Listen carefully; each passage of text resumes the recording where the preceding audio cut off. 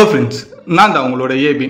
இந்த India and versus Pakistan இந்த ஒரு டென்ஷன் கடந்த ஒரு 10 நாளாக வந்துட்டு நம்ம பார்த்துக்கிட்டு இருந்திருக்கும். ஸோ பெருசாக ஒரு லாஸ்ட் ஒரு 24 ஹவர்ஸாக பெருசாக எந்த ஒரு அப்டேட்டும் முக்கியமான ஒரு அப்டேட் அப்படின்றது வரவே இல்லை. சரி, இந்த ஒரு பக்கம் வந்துட்டு இந்த இந்தியா விசஸ் பாகிஸ்தான் டென்ஷன் ஒரு பக்கம் இருந்தாலும் இந்த இஸ்ரேல் வந்துட்டு என்ன பண்ணிட்டு இருக்கு அப்படின்னு சொல்லி கொஞ்சம் லைட்டாக எட்டி பார்த்ததுல அங்கே வேற ஒரு பிரச்சனை மிக பெருசாக நடந்திருக்கு. என்ன அப்படின்னாக்கா, ஒரு நாட்டுக்கு இண்டிபெண்டன்ஸ் டே வந்துட்டு எந்த அளவுக்கு ஒரு முக்கியமான ஒரு விஷயம், அந்த நாட்டுக்கும் அந்த நாட்டில் இருக்கிற தற்போதைய இருக்கிற பிரசிடென்ட்டுக்கு எந்த அளவுக்கு ஒரு முக்கியமான ஒரு விஷயம் அந்த இண்டிபெண்டன்ஸ் செலிப்ரேஷன் அப்படின்னு சொல்றது. ஸோ இஸ்ரேலுக்கு முந்தானேத்து தான் மே 1 இண்டிபெண்டன்ஸ் டேவா வந்துட்டு எப்பயுமே செலிப்ரேஷன் பண்றது வழக்கம். பட் முந்தானேத்து அந்த இண்டிபெண்டன்ஸ் டேக்கு பதிலாக எமர்ஜென்சி, அதாவது நேஷனல் எமர்ஜென்சி அலர்ட்டை டிக்ளேர் பண்ணியிருக்காங்க அந்த நாட்டு பிரசிடென்ட். என்னடா அப்படின்னு சொல்றீங்க அப்படின்னு கேட்டிங்கன்னா, ஆமாம், நேஷனல் எமர்ஜென்சி அப்படின்றது சாதாரணமாக வந்துட்டு எந்த நாடுமே டக்குன்னு டிக்ளேர் பண்ணாதுங்க. ஒன்று ரொம்ப பெரிய ஒரு வார் நடந்தால் இந்த நேஷனல் எமர்ஜென்சின்னு சொல்லுவாங்க. அப்படி இல்லைனா ஒரு அந்த நாட்டில் ஒரு கட்டுக்கடங்காத ஒரு பிரச்சனையை கைமீறி போயிடுச்சுன்னா அந்த பிரச்சனை உடனே நேஷனல் எமர்ஜென்சி அப்படின்ற ஒரு விஷயம் டிக்ளேர் பண்ணுவாங்க. ஸோ இந்த ரெண்டு விஷயம் இருக்கும்போது தான், ரொம்ப ஒரு சிவியரான ஒரு விஷயம் நாட்டில் நடக்கும்போது தான் இது எமர்ஜென்சி டிக்ளேர் அப்படின்றது பண்ணுவாங்க. பட் இன்னைக்கு மே 1 இண்டிபெண்டன்ஸ் டே செலிப்ரேஷனே கேன்சல் பண்ணி இந்த வருஷம் நமக்கு இண்டிபெண்டன்ஸ் டேவே கிடையாதுடா, நமக்கு வந்துட்டு நேஷனல் எமர்ஜென்சியா நான் டிக்ளேர் பண்றேன்னு சொல்லி இஸ்ரேலோட பிரசிடென்ட் அறிவிச்சிருக்காரு. ஸோ என்ன விஷயம் அப்படின்றத பார்க்கும்போது பல விஷயங்கள் இதுல தெரிய வந்தது. ஸோ அதை பத்தி தான் ஒன் பை ஒன்னா பார்க்க போறோம். ஸோ இது அந்த விஷயத்தை நான் படிச்சு முடிக்கும் போது எனக்கு தோணுன ஒரே ஒரு விஷயம் என்ன அப்படின்னாக்கா, நம்ம என்ன ஒரு விஷயத்தை விதைக்கிறோமோ நம்ம வாழ்க்கையில, அதுதான் நாளைக்கு பின்ன நமக்கு அது நல்ல விதையா இருந்தா நமக்கு நல்லது பண்ணும், கெட்ட விதையா இருந்தா நமக்கு கெட்டது மட்டும்தான் பண்ணும். ஸோ அப்படி ஒரு விஷயம் தான் இஸ்ரேலுக்கு நடந்திருக்கு. ஸோ கேட்கவே ஒரு ஆவலா இருக்குல்ல. ஸோ வாங்க, என்ன நடந்தது இஸ்ரேலில், என்ன நடந்துகிட்டு இருக்கு அப்படின்றதையுமே பார்த்துடலாம். ஸோ நான் தான் உங்களோட AB and welcome to our channel. இன்னும் நம்ம சேனல் சப்ஸ்கிரைப் பண்ணலாம், உடனே சப்ஸ்கிரைப் பண்ணிக்கோங்க. அப்போதான் உலகத்தில் நடக்கிற பல விஷயங்களை நீங்கள் வெறும் 10 நிமிஷத்தில் ரொம்ப ஷார்ட் அண்ட் ஸ்வீட்டாக இந்த சேனல் மூலியமா தெரிஞ்சுக்கலாம். அதுக்கு உங்களோட சப்போர்ட்டை சப்ஸ்கிரைப்ன்ற ஒரு விஷயத்தில் காமிச்சிக்கோங்க. ஸோ உங்களோட சப்போர்ட் தான் எனக்கு ஒவ்வொரு வீடியோ போடுறதுக்கும் மோட்டிவாகவுமே இருக்கு. இப்போ ஃபர்ஸ்ட் விஷயம் எங்கேருந்து ஆரம்பிக்கலாம் அப்படின்றது பார்க்கும்போது, இஸ்ரேலுக்கு வந்துட்டு இண்டிபெண்டன்ஸ் டே அப்படின்றது உருவாகுது எப்போ கொண்டாடுவாங்க அவங்களோட செலிப்ரேஷன் அப்படின்றது பார்க்கும்போது ஏப்ரல் 30 இருந்து மே 1 இதுதான் வந்துட்டு அவங்களோட இண்டிபெண்டன்ஸ் டேவா இருக்கும் அந்த நாட்டுக்கு. இது வருஷம் வருஷம் வந்துட்டு அவங்க ரொம்ப ஒரு விமர்சையாக வந்துட்டு கொண்டாடுவாங்க. பட் இந்த வருஷம் 2025 மே 1 அன்னைக்கு கரெக்டாக அந்த நாட்டு பிரசிடென்ட் கிட்ட இருந்து ஒரு எமர்ஜென்சி, நேஷனல் எமர்ஜென்சி அப்படின்னு சொல்லி ஒரு டிக்ளேர் பண்ணியிருக்காங்க. ஒரு அலர்ட்டுமே வருது அங்கே இருக்கிற மக்களுக்கு. என்ன விஷயம் அப்படின்றது பார்க்கும்போது, ஒரு டிகேட், கிட்டத்தட்ட ஒரு 10 வருஷம் 15 வருஷத்துக்கு அப்புறமா இந்த ஒரு இஸ்ரேலில் ஜெருசலம் அப்படின்னு சொல்லப்படுற இந்த ஒரு இடத்துல மிகப்பெரிய ஒரு காட்டு தீ பரவிக்கிட்டு வருதுங்க. இந்த ஒரு காட்டு தீல ஏகப்பட்ட ஆல்மோஸ்ட் ஒரு 20% 25% இருக்கிற அங்கே இருக்கிற காடுகள் எரிஞ்சிருக்கு. இதனால நிறைய வீடுகள் சேதப்பட்டிருக்கு.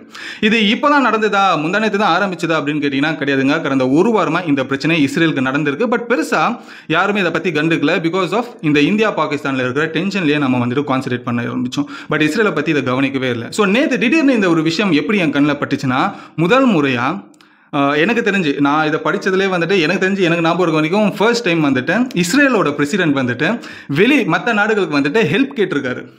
என்ன அப்படின்னாக்கா, எங்களுக்கு நிறைய ஹெலிகாப்டர்ஸ் கொடுங்க, எங்களுக்கு நிறைய வந்துட்டு இந்த தீ அணைக்கிறதுக்கான எக்யூப்மெண்ட்ஸ் கொடுங்க, எங்ககிட்ட ஃபயர் ஃபைட்டர்ஸ் பத்தலை அப்படின்னு சொல்லி முதல் முறையாக மற்ற நாடுகள் கிட்ட வந்துட்டு இந்த ஒரு பிரசிடென்ட் வந்துட்டு கேட்டதை தான் எனக்கு தெரிஞ்ச வரைக்கும், நான் இது வரைக்கும் பார்த்ததுல எனக்கு தெரிஞ்சு. இதுக்கு முன்னாடி இந்த மாதிரி இஸ்ரேல் பிரசிடென்ட் வந்துட்டு இந்த மாதிரி கேட்டிருக்காங்களான்றது உங்களுக்கு ஏதாவது விஷயம் தெரிஞ்சால் கமெண்ட்ல சொல்லுங்க.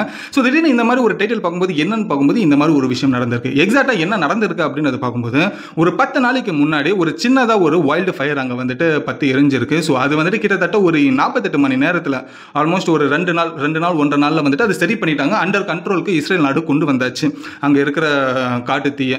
ஸோ அதுக்கப்புறம் பார்த்தீங்கன்னா எக்ஸாக்டாக வந்துட்டு ஏப்ரல் 29 நைட்டோட நைட்டாக வந்துட்டு திரும்பியும் இதே போல ஒரு காட்டு தீ ஓவரால் வந்துட்டு பரவி வந்துட்டு இருந்தது.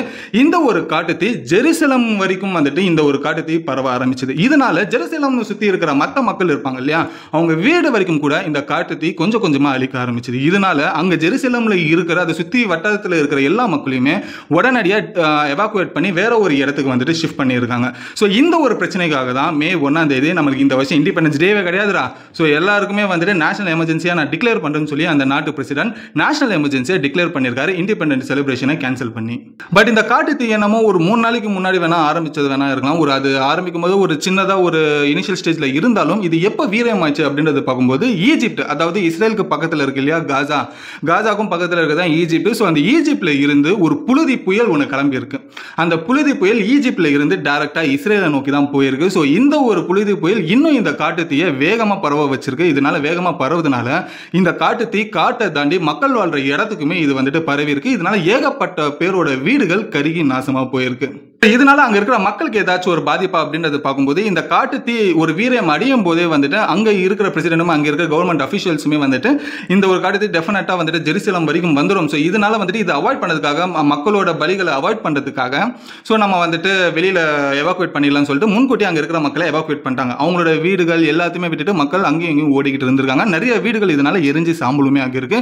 இது வரைக்கும் பொதுமக்கள் இத்தனை பேர் இறந்தாங்க அப்படின்ற ஒரு விஷயம் இது வரைக்கும் வெளியில வரல. எனக்கு தெரிஞ்சு 0% தான் டெட் கவுண்ட் அப்படின்றது சொல்லலாம். பட் இந்த ஒரு நெருப்பை அணைக்கிறதுக்காக அங்க இருக்கிற இஸ்ரேல்ல இருக்கிற ஆர்மிஸ் ஆஃபீஸர்ஸுமே சரி, ஃபயர் ஃபைட்டர்ஸுமே சரி, கிட்டத்தட்ட ஒரு 3-4 நாளா வந்துட்டு இது கூட தான் வந்துட்டு மல்லு கட்டிக்கிட்டு இருக்காங்க. இதனால கிட்டத்தட்ட 18க்கும் மேற்பட்ட ஃபயர் ஃபைட்டர்ஸ் வந்துட்டு நெருப்புனால இன்ஜூர்ட் ஆகி இருக்காங்க. ஸோ அதை தாண்டி கிட்டத்தட்ட 110 ஹெலிகாப்டர்ஸ் வந்துட்டு இந்த ஒரு காட்டுத்தீயை எப்படியாச்சும் அணைக்கணும்னு சொல்லி வானத்துல இருந்து அந்த ஒரு பவுடரோ இல்லைன்னா தண்ணியோ தெளிச்சிட்டு இருப்பாங்க இல்லையா காடு முழுக்க. ஸோ அந்த ஒரு ஆபரேஷன் ஒரு பக்கம் நடந்துகிட்டு இருக்கு. கிரவுண்டில் பார்த்தீங்கன்னா, நிலத்தில் பார்த்தீங்கன்னா கிட்டத்தட்ட 143 டீம்ஸ் கொண்ட இதில் வந்து ஆர்மி டீம்ஸும் இருக்கு, ஃபயர் ஃபைட்டர் டீம்ஸுமே இருக்கு. அதுக்கப்புறமா அங்கே வாலண்டியராக இருக்கிற பொதுமக்களுமே இதில் வந்துட்டு இன்வால்வ் ஆகி என்ன பண்ணியிருக்காங்க, 143 குழுக்களாக பிரிஞ்சு இந்த ஒரு காட்டுத்தீயை எப்படியாச்சும் ஒரு கண்ட்ரோலுக்கு கொண்டு வரணும்னு சொல்லி கடந்த 3 நாளாக இதை பற்றி தான் வந்துட்டு அங்கே சமாளிச்சுக்கிட்டு இருக்காங்க அப்படின்றது தெரிய வந்து. இதனால பெண்களும் சரி குழந்தைகளுமே சரி ஒரு மிகப்பெரிய ஒரு கவர்மெண்ட் ஆஃபீஸர்ஸ் ஹாஸ்பிட்டல்லையோ இல்லைனா அங்கே இருக்கிற கவர்மெண்ட் ஆஃபீஸர்ஸ் அதுக்கப்புறம் மிகப்பெரிய ஏதாச்சும் ஒரு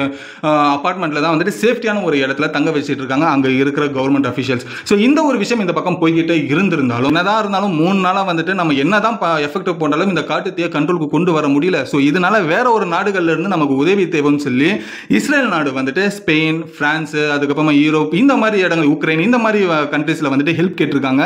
இந்த மாதிரி எங்களுக்கு கட்டுக்கடங்காத ஒரு ஃபயர், வைல்டு ஃபயர்ன்றது ஒன்று நடந்துகிட்டு இருக்கு. ஸோ இதனால வந்துட்டு எங்களுக்கு தேவையான எக்யூப்மெண்ட்ஸும் தேவைப்படுது ஃபயர் ரெஸ்கியூக்கு. ஸோ அதே போல வந்துட்டு எங்களுக்கு நிறைய ஹெலிகாப்டர்ஸும் தேவைப்படுது.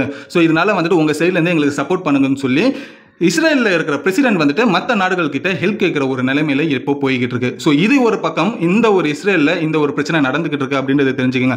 இது வரைக்கும் ஒரு நல்ல விஷயம் என்ன அப்படின்னாக்கா, அங்கே இருக்கிற மக்கள் யாருமே இது வரைக்கும் இறக்கல. அந்த மாதிரி ஒரு டெட் கவுண்ட் அப்படின்றது இது வரைக்குமே வெளியில அப்படின்ற ஒரு விஷயம் வரல. பட் இருக்கிற மக்களை எவாக்குவேட் பண்ணிக்கிட்டு இருக்காங்க. பட் மக்களோட வீடுகள், அன்றாட பயன்படுத்துகிற பொருட்கள் இது எல்லாமே தீயில கருகி போச்சுன்னு சொல்லி ஏகப்பட்ட பேர் மக்கள் வந்துட்டு அவங்களோட சொந்த வீட்டை விட்டுட்டு நடு ரோட்ல நிற்கிற ஒரு நிலைமையா இப்போ மாறி இருக்கு. இதுதான் இஸ்ரேலில் இப்போ நடந்துகிட்டு இருக்கிற ஒரு மிகப்பெரிய ஒரு பிரச்சனை அப்படின்றது தெரிஞ்சுக்குங்க. ஸோ இஸ்ரேலில் இந்த ஒரு நிலைமையை பார்க்கும்போது எனக்குமே ஒரு மாதிரி பாவமாக தான் இருக்கு. ஏன்னா இஸ்ரேலை பொறுத்த வரைக்கும் அங்கே இருக்கிற கவர்மெண்ட் தான் காசாவில் இருக்கிற மக்களுக்கு கொடைச்சல் கொடுத்தாங்க. பட் இஸ்ரேலில் இருக்கிற மக்கள் வந்துட்டு காசா மக்களை வெறுக்கலை. மாறா இஸ்ரேலில் இருக்கிற மக்கள் அந்த நாட்டோட கவர்மெண்ட், இஸ்ரேல் கவர்மெண்ட்டை தான் வெறுக்க ஆரம்பித்தாங்க. பட் என்னதான் இருந்தாலும் காசா மக்களோட வயிற்றுச்சல் சும்மாவா விடும். ஸோ அந்த ஒரு வயிற்றுச்சல் தான் இப்போ காட்டுத்தீயாக பரவிக்கிட்டு இருக்கா, என்ன விஷயம்ன்றது தெரியல.